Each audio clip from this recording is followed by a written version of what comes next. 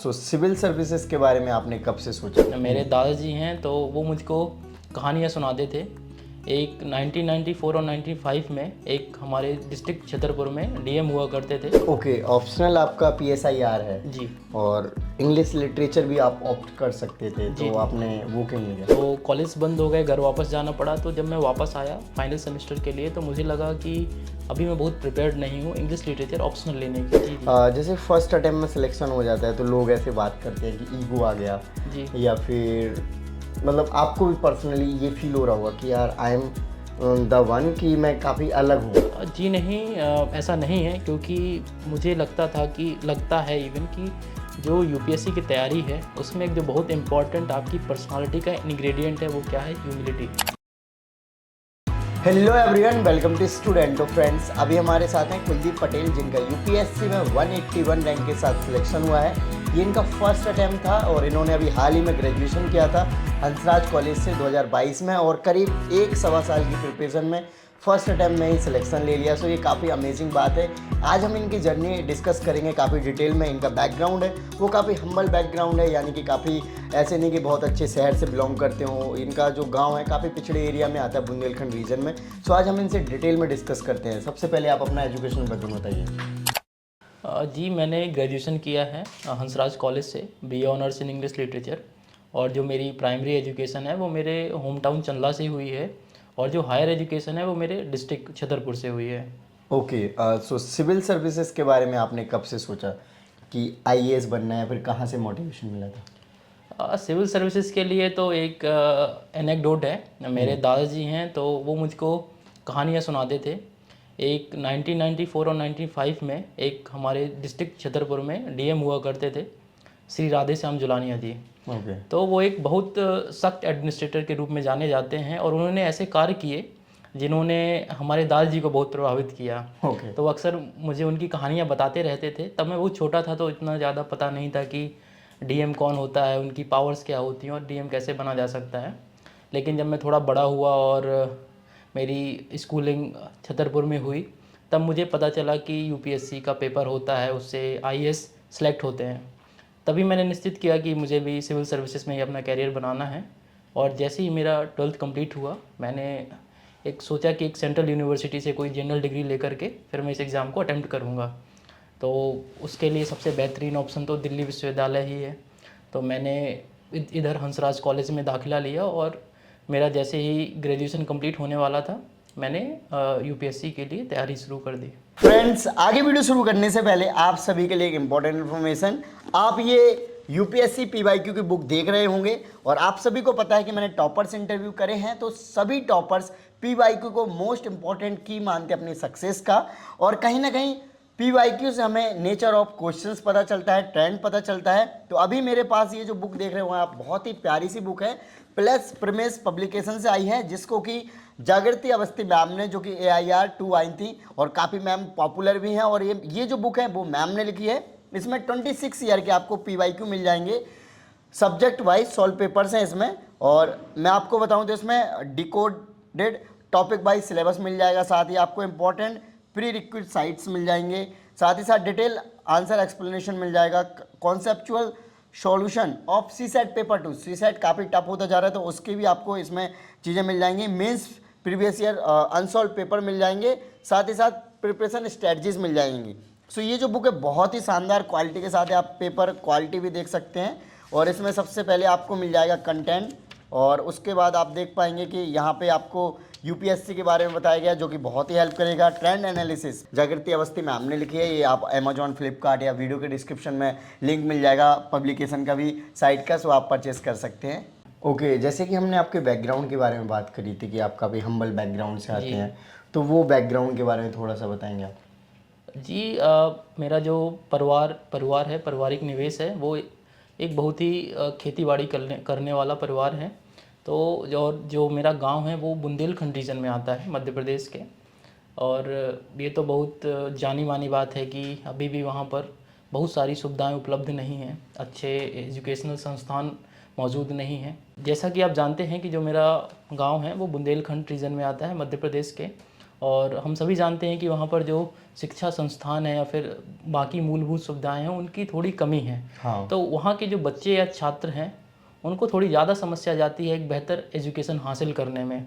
तो ये थोड़ा सा मुझे लगा कि डिफ़िकल्ट होता है जब वहाँ से एक गांव के परिवेश से बच्चा आता है और फिर यूपीएससी जैसी परीक्षा देने का सपना देखता है। ओके, सो आपने डीयू हंसराज से ग्रेजुएशन किया, तो क्या लगता है कि दिल्ली यूनिवर्सिटी में इस बार काफ़ी सिलेक्शन हुए डीयू के कॉलेज से स्टूडेंट्स, जी। मतलब अच्छे अच्छे रैंक लेकर आए, इवन फर्स्ट अटैम्प्ट वाले भी बहुत सारे हैं जैसे कि आप भी हैं। तो क्या लगता है कि हंसराज का भी एक बहुत बड़ा रोल रहा है या फिर यहाँ के जो इन्वायरमेंट का आपको सफलता दिलाने में? जी, निश्चित तौर पर मैं ये कहूँगा कि एक जो यदि मेरा ये यूपीएससी का प्रयास पहले उसमें सफल हुआ है, उसमें बहुत बड़ा योगदान है मेरे कॉलेज का। साथ ही साथ जिस विषय से मैंने ग्रेजुएशन किया है, मेरा विषय था इंग्लिश साहित्य बी ऑनर्स। और कहीं न कहीं जो बुक्स मैंने पढ़ी, जो ऐसे मुद्दे हैं जिनके बारे में शायद हम इतने सेंसिटाइज़ नहीं होते हैं अपने गाँव में, वो सब यहाँ जानने को मिला। और इधर सभी जगह से बच्चे आते हैं तो आपको एक एक्सपोज़र मिलता है, आपका जो थिंकिंग, सोचने समझने की जो आपकी कैपेबिलिटी है वो बढ़ती है। और सभी जानते हैं कि इधर फैकल्टी मेंबर्स तो बहुत बढ़िया होते हैं, तो उस मामले में तो कहीं कुछ कमी है ही नहीं। ओके, सो कोचिंग के साथ कैसे तैयारी करनी चाहिए एक स्टूडेंट्स? अभी आपने बताया कि जो पढ़ाया जाता है वो पढ़ लिया आगे, तो जो स्टैंडर्ड बुक्स होते हैं, एनसीईआरटीज़ होते हैं, या फिर different different generally coaching institute के टेस्ट सीरीज लगाते हैं, पीवाईक्यू करते हैं, तो वो फिर बाकी तो खुद से ही करना होता है। जी, जो स्टैंडर्ड बुक्स हैं, कई बार क्या होता है जो कोचिंग के नोट्स होते हैं वो सफिशिएंट नहीं होते हैं, वो आपको बहुत इंपॉर्टेंट चीज़ें लिखवा देते हैं। तो ये बहुत ज़रूरी है कि कुछ कुछ विषय जैसे कि पॉलिटी हो गया, स्पेक्ट्रम हो गया, तो ये सब आप थोड़ा सा स्टैंडर्ड बुक से अगर पढ़ लेते हैं तो आपको बड़ा कॉम्प्रिहेंसिव आइडिया हो जाता है। आपको लगता नहीं कि मेरा कुछ छूट रहा है, मैं बहुत सेलेक्टिवली पढ़ रहा हूँ। और आपको एक कॉन्फिडेंस आता है कि अच्छा, मैंने पॉलिटी पढ़ ली है लक्ष्मीकांत से स्टैंडर्ड बुक से, नोट से तो मैं पढ़ ही रहा हूँ। तो एक कॉन्फिडेंस उधर आ जाता है। साथ ही साथ टेस्ट सीरीज़ और इस सब का क्या होता है कि मैंने तो क्या किया था, जब मेरी कोचिंग ख़त्म हो गई थी और प्रीलिम्स होने वाला था मेरा, तो मैंने 2-3 महीने पहले एक टेस्ट सीरीज़ ज्वाइन कर ली थी नेक्स्ट आईएएस पे ही। और साथ ही साथ मैं बहुत सारे कोचिंग इंस्टीट्यूट्स के जो टेस्ट पेपर रहते हैं उनको डाउनलोड करके, प्रिंट करके उनको खुद ही सॉल्व करता था। ये मेरा रूटीन रहा। इवन अप्रैल और मई में डेली एक जीएस का पेपर मैं सुबह सॉल्व करता था। और वीकेंड्स पे मैं कोशिश करता था कि सीसेट का भी कुछ पीवाईक्यूज़ या फिर किसी कोचिंग का एक पेपर है तो वो भी हल कर लूँ। ये टेस्ट सीरीज़ के लिए हो गया। और मेंस के लिए तो आपको लिखना, आंसर राइटिंग करना पड़ता है, टेस्ट सीरीज ज्वाइन करना पड़ता है, सभी चीज़ें देखनी पड़ती हैं। ओके, आंसर राइटिंग आपकी कैसी रही? मतलब क्या क्या पॉइंट रखते थे आंसर राइटिंग में? जैसे आपने लिटरेचर से ग्रेजुएशन किया है, तो आई थिंक वहाँ पे आपकी जो लिखने की या फिर अच्छे आंसर को प्रेजेंट करने की काफ़ी हेल्प हुई होगी मुझे लग रहा है, क्योंकि इंग्लिश लिटरेचर में आपको कोटेशन हो गए, या फिर आपने बताया कि आपने लिटरेचर किया तो जो थिंकिंग है वो काफ़ी ब्रॉड हुई है। जी, डेफिनेटली इंग्लिश लिटरेचर का बहुत बड़ा रोल रहा मेरे मेंस में। इवन जो मेरे ऐसे में मार्क्स हैं 139, वो एक बहुत अच्छा स्कोर है। एथिक्स में भी 120 मार्क्स हैं। तो मुझे लगता है ये कहीं ना कहीं जो लिटरेचर रहा, इंग्लिश लिटरेचर मेरा बैकग्राउंड रहा, उसकी उपलब्धि है। और इंग्लिश लिटरेचर से ये होता है ना कि जो आपकी राइटिंग स्किल है, टाइम पर पेपर कंप्लीट करना, एक जो स्टैंडर्ड लैंग्वेज रिप्रोड्यूस करना वहाँ आप क्वेश्चन पेपर में, आंसर पेपर में, तो ये एक बेनिफिशियल रहता है। साथ ही साथ जो आपकी प्रेजेंटेशन है, आंसर का फ्लो है, ये सब कहीं ना कहीं बेहतर करता है आपका अगर लैंग्वेज में ग्रिप बहुत अच्छी है। और मेरा इंटरव्यू में तो मार्क्स बहुत अच्छा नहीं रहा, बट कहीं ना कहीं मेंस की मार्क्स की बदौलत ही मैं आज मेरी ये रैंक आई है। और मेंस में मार्क्स इसलिए अच्छे आए क्योंकि कहीं ना कहीं मेरा इंग्लिश लिटरेचर और ग्रेजुएशन सब्जेक्ट रहा। ओके, सो देखा जाता है कि कुछ स्टूडेंट्स कोचिंग लेते हैं, जी। उनका काफ़ी हेल्प होता है कोचिंग लेने के बाद सिलेक्शन लेने में, और कुछ लोग बिना कोचिंग लिए भी सिलेक्शन ले लेते हैं, जैसे कि इस बार के हमारे रैंक 2 अनिमेश प्रधान, जिन्होंने टोटली सेल्फ स्टडी से किया है। और देखा जाता है कि उन्होंने जॉब कर रहे थे, जॉब के साथ ही सेकंड रैंक लिया है फर्स्ट अटेम्प्ट में। जी जी। तो ये भी कहीं ना कहीं है। तो आपको क्या लगता है कोचिंग किस प्रकार से आपकी जर्नी में हेल्प करी, और बाकी जो फेलो एस्पिरेंट्स हैं उनको आप क्या सजेशन देना चाहोगे इस बारे में? जी, कोचिंग लेना नहीं लेना बड़ा सब्जेक्टिव है। ये आपको खुद से देखना है कि क्या आपको कोचिंग की आवश्यकता है या फिर नहीं है। क्योंकि जैसा आपने ही बताया कि बिना कोचिंग के भी बच्चों का होता है और जो कोचिंग करते हैं उनका भी होता है। मेरे केस में क्या रहा कि मुझे लग रहा है कि मैंने कोचिंग ज्वाइन की तो कहीं ना कहीं जो मेरा समय ज़्यादा निकलता है ये सॉर्ट आउट करने में कि क्या पढ़ना है, क्या नहीं पढ़ना है। और एक जो एक क्वालिटी नोट्स वगैरह हैं या फिर जो आपका कंसेप्चुअल क्लैरिटी है वो मुझे वहाँ से मिल गई। तो मुझे तो लगता है मेरे लिए काफ़ी बेनिफिशियल रहा कोचिंग ज्वाइन करना। साथ ही साथ कुछ कुछ विषय के लिए तो जो टीचर्स रहे, फैकल्टी मेंबर्स रहे नेक्स्ट आईएएस में, दे वर वेरी हेल्पफुल। मैं जैसे कहूँगा कि साइंस टेक के लिए sir Ayaz Khan sir, AP Singh sir के एनवायरनमेंट के नोट्स, आर्ट एंड कल्चर के लिए राहुल सेंगर सर के नोट्स, इवन जो पॉलिटी के टीचर्स हैं देर वर वेरी गुड। तो ये कहीं ना कहीं डेफिनेटली हेल्प किया मुझको। और इवन ऑप्शनल के लिए जो मेरा PSIR ऑप्शनल था, सभी लोग मैम के यहाँ से कोचिंग करते हैं, सुब्रा रंजन IAS, तो वो नोट्स मेरे लिए सफिशिएंट थे। एक बार आपका कोचिंग वहाँ से होती है, फिर आपको नोट्स रिवाइज करने हैं, आंसर राइटिंग करनी है, और उससे एक्स्ट्रा आपको देखना ही नहीं है। ओके, आपने जैसे कि जो पढ़ाई करी है कोचिंग के अलावा, अगर मैं आपसे पूछूं तो कितने घंटे डेली सेल्फ स्टडी के लिए देते थे आप?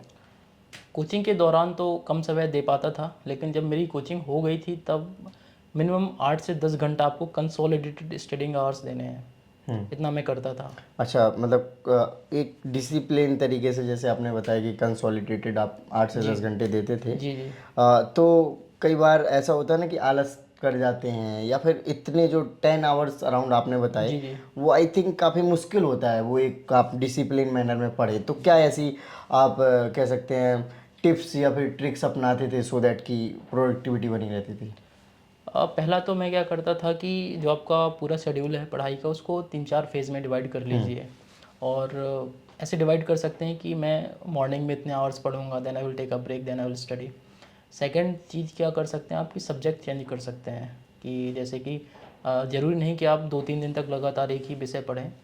कुछ समय जैसे कि GS का मान लीजिए, आपको अंतर्राष्ट्रीय संबंध पढ़ लिए, उसके बाद कुछ टाइम पॉलिटी पढ़ लिए, तो अगर थोड़ा सा वेरिएशन रहता है तो आपका इंटरेस्ट बना रहता है, ये कर सकते हैं। और साथ ही साथ अगर आपको कोई लेक्चर्स देखने हैं या फिर कोई एजुकेटिव वीडियोज़ हैं यूट्यूब पर जो कि आपको इस प्रिपरेशन में हेल्प कर रहे हैं, उनको देख सकते हैं। तो इस तरह से आपको थोड़ा सा इंटरेस्ट बना करके रखना पड़ेगा, क्योंकि ये ऐसा प्रिपरेशन ही है कि बहुत सेम किताब बार बार पढ़नी है, काफ़ी बोरिंग हो जाता है, लगता है कि वही किताब मैं 10 बार पढ़ चुका हूँ और कैसे पढूं। तो थोड़ा सा आपको ये सब चीज़ों पे भी देखना है कि आपका इंटरेस्ट बना रहे पढ़ाई करने में। अगर इंटरेस्ट गया तो फिर मुश्किल। ओके, सो आपने ओवर द प्रिपरेशन कोई जैसे निमोनिक्स बनाते हैं, जी जी कुछ एक स्पेसिफिक शेड्यूल या फिर स्पेसिफिक चीज़ों को फॉलो करते हैं, जी जी या फिर आपने जैसे 1-1.5 साल का जो आपका 1 साल ही रहा मोटा जी मोटा जी टाइम जी आपका, तो कुछ ऐसे इंपॉर्टेंट टॉपिक्स सेग्रीगेट कर रखे होंगे कि हाँ ये पढ़ लूँगा तो सिलेक्शन पक्का हो जाएगा, इससे काम चल जाएगा, मतलब कि कट ऑफ तक हमें जाना है? जी जी। मुझे नोट्स बनाने का बहुत समय नहीं मिला, तो मैं तो बहुत स्टैंडर्ड बुक से पढ़कर ही उसको ही कई बार रिवाइज करता था। हाँ। और जो इम्पोर्टेंट टॉपिक्स हैं, ये कई बार कोचिंग का, जो आपने पूछा कि कोचिंग कहाँ मदद करता है, तो मैं कहूँगा कोचिंग यहाँ मदद करता है आपको एक थोड़ा सा सिलेक्टिव होने के लिए कि अच्छा कौन सा टॉपिक इम्पोर्टेंट है, कौन सा नहीं है। साथ ही साथ अब जब PYQ सॉल्व करते हैं तब आपको बहुत अच्छा आइडिया होता है कि अच्छा UPSC किस डायरेक्शन में क्वेश्चन पूछता है, किस टाइप के क्वेश्चन पूछता है, जो क्वेश्चंस वो पूछता है उसकी लैंग्वेज कैसी होती है। तो ये उधर से भी मिल जाता है। साथ ही साथ बहुत सारे कोचिंग के जो टेस्ट होते हैं वो आपको हेल्प करता है इंपॉर्टेंट टॉपिक मार्क करने के लिए। और आप डेली न्यूज़पेपर पढ़ ही रहे हैं और मैगजीन्स पढ़ रहे हैं, तो उससे भी आपको एक बड़ा आइडिया हो जाता है कि कौन सा जो न्यूज़ है या फिर कौन सा इवेंट है जो बहुत रिलेवेंट है आपकी प्रिपरेशन के लिए। तो वहाँ से आप आसानी से इस चीज़ को मार्क कर सकते हैं।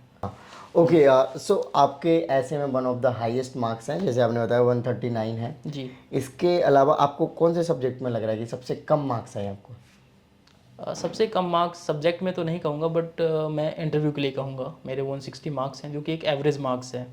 और उसका रीज़न कहीं ना कहीं मुझको पता है। मेरा जो इंटरव्यू हुआ वो बहुत जल्दी हुआ, 15 जनवरी को था, तो मुझे प्रिपेयर करने का काफ़ी कम समय ही मिला, 20 से 25 दिन। उसमें आपको थोड़ा सा क्या ड्रेस पहन करके जाने वाले, उसमें आपका 1 हफ्ता निकल जाता है। तो कहीं ना कहीं वो थोड़े से मार्क्स कम रहे, लेकिन ठीक है, रिजल्ट अच्छा है तो वो भी बढ़िया है। हाँ, लेकिन इंटरव्यू में आपसे क्या क्वेश्चन पूछे गए? क्या स्टैटिक सब्जेक्ट्स जो है जी उन सबसे पूछा गया या फिर जनरल क्वेश्चंस हैं? जी, जो मेरा इंटरव्यू था वो मेरे डेफ बेस्ड था। जो मेरी हॉबीज़ थी उनको लेकर के काफ़ी सारे प्रश्न थे। साथ ही साथ जैसे मेरा ऑप्शनल PSIR है, तो IR से 1-2 मेंबर्स ने क्वेश्चंस पूछे और काफ़ी सामान्य प्रश्न थे। बट चूँकि जो इन्वायरमेंट हॉल का जो थोड़ा सा माहौल था, उसकी वजह से मैं थोड़ा सा फर्स्ट अटैम्प्ट की वजह से थोड़ा सा नर्वस हो जाना होता है आपको, तो कहीं ना कहीं मुझे लगता है उसकी वजह से मेरे मार्क्स कम हो गए। सो जैसे आप ओल्ड राजेंद्र नगर में रहते थे, जी तो वो लाइफ मतलब प्रिपरेशन के साथ कैसे इंजॉय करी आपने, या फिर एकदम कट हो गई? क्योंकि देखा जाता है कि मैक्सिमम क्राउड जो है वो डिस्ट्रैक्शन काइंड ऑफ, जैसे आपके रूममेट भी बोल रहे थे कि डिस्ट्रैक्शन ज़्यादा है वहाँ पे, इसलिए मैं थोड़ा सा साइड आके यहाँ पे रहने लग रहा हूँ, सो दैट कि मेरी पढ़ाई थोड़ा प्रोडक्टिव हो जाए। तो इसका थोड़ा आप डिटेल एक्सप्लेन करिए। जी, जैसा आपने पूछा ORN की लाइफ के बारे में, तो दोनों चीज़ें हैं वहाँ पर, डिस्ट्रैक्शन भी हैं और आपके लिए इस प्रिपरेशन में जो चीज़ें हेल्पफुल हैं वो भी हैं।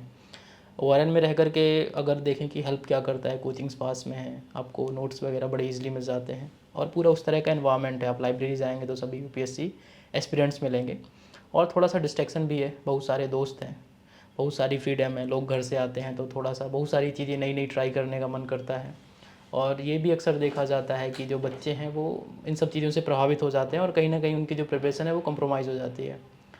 और मेरे लिए तो ऐसा रहा कि मैं बिल्कुल कट ऑफ नहीं हुआ। मैं ऐसे, मेरे सीनियर्स रहे जिनको मैं भैया बोलता हूँ, उन्होंने मुझे बहुत हेल्प करी, लाइब्रेरी में हो चाहे फिर जिनको मैं जानता हूँ। तो कहीं ना कहीं जब आप परेशान होते हैं तो वो बहुत सारी चीज़ों को लेकर के, क्योंकि वो सब चीज़ें फेस कर चुके हैं, तो आपको प्रैक्टिकल सॉल्यूशंस बताते हैं कि अच्छा इसमें ऐसे कर लो। जैसे हम लोग जाते हैं ORN तो बहुत कंफ्यूज रहते हैं ना, ये प्रिपरेशन इतना वास्ट है और डेली अपने आप को मोटिवेट रखना और या फिर कि आपको सभी प्रॉब्लम्स के सॉल्यूशन पता चलें तो आप खुद से नहीं कर सकते हो। तो अगर आपका कोई ऐसा मेंटर है या फिर भैया है तो वो कहीं ना डेफिनेटली हेल्प करता है। प्लस भैया ऐसे नहीं कि किसी से भी आप सजेशंस लें, डेफिनेटली आप देखें कि आप थोड़ा सा ठीक जो आपको एडवाइस करे और बहुत लिमिटेड रखें। आपको बहुत सारे लोगों से ओपिनियन या फिर एडवाइस भी नहीं लेना है, क्योंकि वो फिर काउंटर प्रोडक्टिव हो जाता है। Right, okay. जैसे आप कोई भी टारगेट करते हैं किसी भी लाइफ में, चाहे यूपीएससी की तैयारी हो या फिर कोई दूसरा प्रोफेशन चूज करना हो, जी जी आपका, आपने बताया था कि फर्स्ट आपने एग्ज़ाम दिया, मतलब फर्स्ट ही फॉर्म फिल किया, आपका जी जी सिलेक्शन हो गया। जी। लेकिन आपको क्या लगता था कि जैसे इसके बीच में आपने कभी सोचा नहीं, जो 1 डेढ़ से तैयारी कर रहे थे आप, कभी ऐसा नहीं लगा कि यार इतने सारे लोग कर रहे हैं, पता नहीं मेरा होगा नहीं होगा सिलेक्शन? और आपने अभी ये भी बताया था कि मतलब ये काफ़ी हेजिटेशन चल रहा था कि लिस्ट में नाम आएगा भी नहीं आएगा रिजल्ट के पहले, तो वो सब चीज़ें कहीं ना कहीं ओवर द ईयर चलती रहती है जी जी कि हम और भी अटेम्प्ट दूसरे एग्ज़ाम जी देंगे। जी ये नॉर्मल सी बात है, ऐसी जी कोई जी। बड़ी नहीं है। जो आपने पहला प्रश्न पूछा कि क्या आपको लगता था कि आप दूसरा एग्ज़ाम दें, तो मेरा पहले से ही टारगेट था कि एटलीस्ट मैं मेरे 2 अटैम्प्ट बहुत अच्छे से UPSC के दूंगा। यदि उनमें से नहीं होता है तब मैं दूसरे पेपर्स, स्टेट PCS या फिर जो दूसरे बहुत सारे एग्ज़ाम्स होते हैं उनको देखूंगा। ये टारगेट था। तो जब मेरे दिमाग में था कि मुझे 2 अटैम्प्ट तो बहुत अच्छे से देने हैं, तो बीच में ये नहीं कभी सोचा कि मैं इसका फॉर्म फिल कर देता हूँ और कुछ वनडे एग्ज़ाम्स देख लेता हूँ, क्योंकि कहीं ना कहीं मेरा ये मानना था और बहुत स्ट्रॉन्ग बिलीफ है कि अगर आप दूसरे एग्ज़ाम्स में इंडल्ज होते हैं तो कहीं ना कहीं वो आपका टाइम जाता है। और अगर आपका पहला या दूसरा प्रयास है तो कम से कम किसी भी बच्चे को जो भी तैयारी कर रहे हैं, 1 से 2 बार तो उनको पूरी मेहनत से और पूरा UPSC ओरिएंटेड होकर के एग्ज़ाम देना चाहिए। ओके, थोड़ा सा अलग सा क्वेश्चन है। जी जी जैसे फर्स्ट अटेम्प्ट में सिलेक्शन हो जाता है तो लोग ऐसे बात करते हैं कि ईगो आ गया, जी या फिर मतलब आपको भी पर्सनली ये फील हो रहा होगा कि यार आई एम द वन, कि मैं काफ़ी अलग हूँ, मैं काफ़ी इंटेलिजेंट टाइप हूँ, मैंने one of the toughest exam first attempt में क्लियर कर लिया। तो कुछ ऐसा इंट्यूशन आ रहा है आपके अंदर, कैसा क्या? जी नहीं, ऐसा नहीं है, क्योंकि मुझे लगता था कि लगता है इवन कि जो UPSC की तैयारी है उसमें एक जो बहुत इम्पॉर्टेंट आपकी पर्सनालिटी का इंग्रेडिएंट है वो क्या है, ह्यूमिलिटी। आपको हम्बल रहना है, आपको हमेशा ऐसे नेगेटिव नहीं सोचना है कि आपका, जैसे पहले भी उदाहरण हुए कि मेरा प्रीलिम्स हुआ तो घर वाले, मैं ऐसी जगह से आता हूँ जहाँ पर प्रीलिम्स होना भी बड़ा मुश्किल है, तो बहुत हाइप कर देते हैं कि प्रीलिम्स हुआ है। तो आपको हमेशा हम्बल रहना है, ग्राउंडेड रहना है। इवन आज आप सिलेक्टेड हुए हैं तब भी आपको हम्बल रहना है, क्योंकि अल्टीमेटली आपका इस सर्विस में आने का सेंस यही ना कि आपको लोगों की सेवा करनी है, और सेवा तभी संभव है जब आप हम्बल हैं, आपके अंदर ह्यूमिलिटी है। ओके, सो फ्रेंड्स, आपने देखा कि इन्होंने अपनी जर्नी को, अपनी प्रिपरेशन एक्सपीरियंस को शेयर किया। अलग से हम इनके साथ, इनकी डेडिकेटेडली स्ट्रेटजी के साथ वीडियो अलग से कर लेंगे, सो दैट कि आपको कम्प्लीटली पता चल जाएगी क्या रिसोर्सेज फॉलो करे इन्होंने, क्या बुक लिस्ट फॉलो करी। वो एक सब्जेक्टिव चीज़ हो गई है। बाकी इन्होंने बताया कि इन्होंने डिफरेंट डिफरेंट बुक्स पढ़े, अभी एग्जांपल भी दिया लास्ट में कि उसके वजह से इनका मेंस में उस चीज़ को कोट किया, सो दैट कि अच्छा जी जी मार्क्स वगैरह मिला। जी। अच्छा, ये जो सिलेबस की बुक्स हैं उसके अलावा भी टाइम मिल जाता था आपको? आपके पास बहुत सारे बुक्स मैंने देखे हैं, और जनरली कहा जाता है कि यार पहले सिलेबस की बुक तो नहीं पढ़ पाएंगे, इतना वास्ट सिलेबस है, और अदर जो एक्स्ट्रा बुक्स है वो कहाँ से पढ़ लें? जी ज़रूर, थोड़ा सा टाइम क्रंच तो रहता है, और लेकिन अगर आपको इंटरेस्ट है बुक्स पढ़ने में तो समय आप निकाल लेते हैं, क्योंकि वो फिर आप पढ़ाई के जैसे नहीं पढ़ते हैं, आप अपने इंटरेस्ट हॉबी की तरह पढ़ते हैं। आपका स्ट्रेस कम होता है, आपको नई चीज़ सीखने को मिलती है, नए आइडियाज़ मिलते हैं। तो वो कहीं ना कहीं मुझे लगता है कि समय मुझे मिल जाता था और मैं पढ़ लेता था किताबों को। Okay, so thank you so much. So friends, आपने देखा कि हमने इनके साथ इंटरव्यू किया। आई होप आपने ये वीडियो को एंजॉय किया होगा। वीडियो को लाइक करें। जय हिंद।